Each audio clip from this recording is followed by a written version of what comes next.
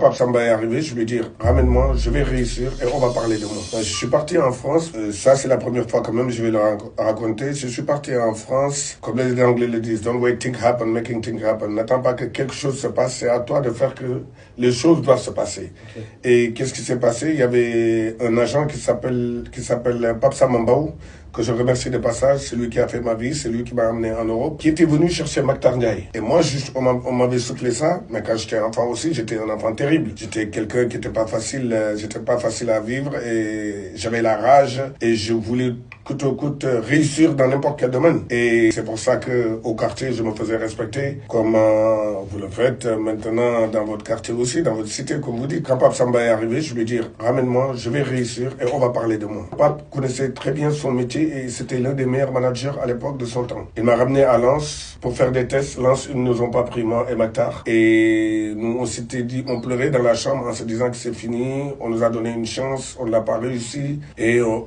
l'a appelé pour lui dire, donne-nous encore une autre chance. Il nous a amenés à Sochaux, tous les deux. Et c'est là que j'ai réussi mes tests à Sochaux, où je suis rentré au centre de formation.